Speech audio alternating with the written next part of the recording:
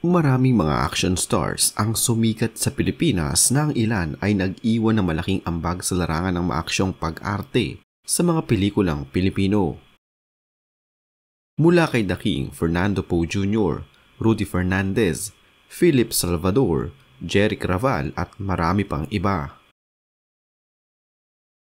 Subalit isa pa marahil sa mga kinikilalang matagumpay na action star sa Philippine movie na maaaring hindi kilala ng marami sa atin ay si Ace Espinosa. Noong unay hindi ito pinapansin at parating supporting lamang ang kanyang mga nagiging role. Subalit nang mapansin ng mga direktor na may ibubuga din ito pagdating sa mga maaksyong eksena, sinubukan siyang kunin at gawing bida sa isang pelikula.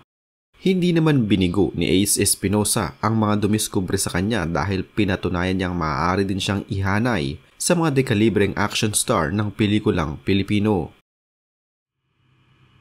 Pasensya ka na. Ayoko sanang gawin yun pero nagipit ako. Alam mo namang kailangan ng nanay ko ang pera. Ako naman, broke na broke. Ikaw kasi, ayaw mo ako bigyan ng kayod. Biro lang yun. Pero pangako, hindi ko na ulitin yun. Patawaran mo na ako. Pero sa kabila ng kanyang kasikatan noon at husay sa kanyang napiling karera, bakit nga ba hindi nito ipinagpatuloy ang kanyang buhay showbiz at mas piniling mamuhay ng pribado? Nasaan na nga ba si Ace Espinosa na binansagang alias Pogi noon? Halina't atin itong alamin. Kung pag-usapan lang din naman ang mga maaksyong bakbakan at barilan sa mga pelikula, hindi magpapahuli sa usapang ito ang nag-iisang alas pogi ng pelikulang Pilipino na si Ace Espinosa. Ang dating sikat na action star noong mga dekada 90 na malamang marami pa rin nakakaalala sa kanya. Nagsimulang pasukin ni Ace Espinosa ang pag-aartista taong 1986 kung saan ay napabilang muna siya sa Philippine television show na That's Entertainment. Mahal kita, sana naman ay pakinggan ang damdamin ko, ang puso na laging nagmamahal sa'yo. Ito ang kanyang naging stepping stone para maipakita ang kanyang natural na talento pagdating sa pag-aartista. Ipinanganak siya noong 1 ng Enero 1970 na sa kasalukuyan ay nasa 55 taong gulang na.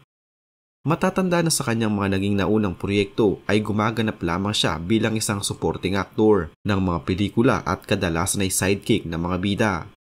Hanggang sa napansin ng karamihan ng kanyang malakas na dating at natural na talento sa mga aksyong palabas sa telebisyon at mga pelikula, kaya kinalaunan ay bumida na din ito sa mga blockbuster movies noong kanyang kapanahunan. Dahil dito ay kaagad siyang nabigyan ng pagkakataon upang bumida sa sarili niyang pelikula nang sa ganoon ay lalo pa niyang mapatunayan ang kanyang tunay na talento pagdating sa larangan ng pag-arte. Tinatawag na alas pogi si Ace Espinosa dahil sa pagkakaroon ng matikas na pangangatawan at talaga namang isang magandang lalaki, kung kaya naman palagi siyang pinagkakaguluhan sa pampublikong lugar na kanyang mga tagahanga, lalong-lalo na ng mga kababaihan na talaga namang hangang-hanga sa kanyang kagwapuhan at kakisigan ng pangangatawan. Ilan sa kanyang mga pinagbidahang mga pelikula na talaga namang inabangan ng maraming mga action movie fans sa Pilipinas ay ang Parola bilang Guwang Walang Rehas noong taong 2002, Bilib Ako Sa'yo taong 1999, Urban Rangers noong 1995 at ang Silaw noong taong 1998. Bukod sa mga pelikula, paminsan-minsan ding napapasama at nagigest noon si Ace Espinosa sa mga programa sa telebisyon. Matatandaan din na isa si Ace Espinosa sa mga nagpauso noon ng kanyang signature hairstyle na flat top na talaga namang bagay na bagay sa itsura at figura ng kanyang pangangatawan. Kaway-kaway sa mga batang 90s na sigurado ako, ginaya nyo din ang ganitong klase ng gupit noon. Maangas ang galawan ni Ace Espinosa sa kanyang mga nagiging pelikula, subalit kung babasehan ng kanyang mukha, napakabait nito at talaga namang marami mga babae ang agad na nahuhulog sa kanya. Lumipas ang ilang taon ay napangasawa ni Ace Espinosa ang dating beauty queen na si Maricel Morales na madalas niyang maging kapareho sa kanyang mga pinagbidahang pelikula. Nagbunga ang kanilang pag-iibigan ng isang lalaki at isang babae na ngayon ay binata at dalaga na. Subalit matapos ang 4 na taong pagsasama ng dalawa ay hindi pinalad ang kanilang relasyon at naghiwalay din sila. Pero masarap palang kumalik ang kumag. Ngunit sa kabila nito ay nananatili naman silang magkaibigan. Kung magpapakatino ka siguro, baka sakali.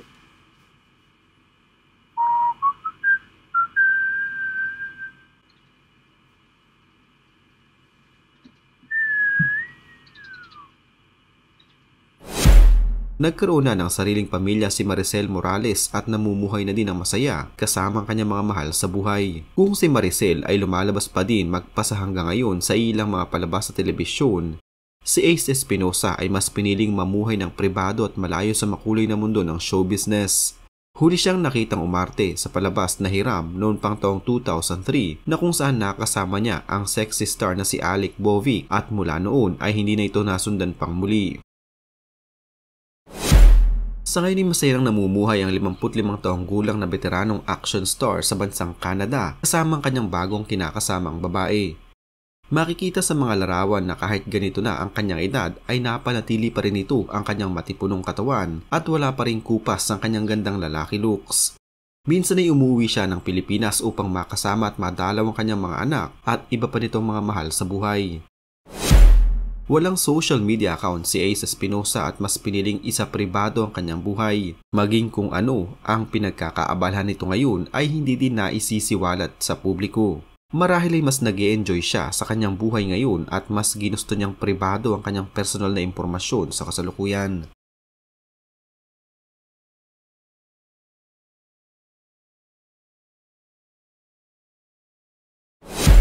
Samantala, tila susunod naman sa yabag si Ace Jan Espinosa, ang anak ni Ace Espinosa sa dati nitong asawa na si Maricel Morales.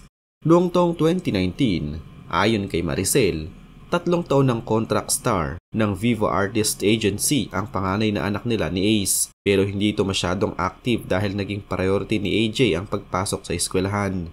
Ngayong wala ng conflict sa pag-aaral niya, desidido na si AJ na mag-focus sa pag-arte. Magdadalawang dekada ng hiwalay sina Ace at Maricel pero may communication pa rin sila at nananatiling magkaibigan dahil young looking pa rin. Madalas na pagkakamalan si Maricel na girlfriend ng panganay nila ni Ace.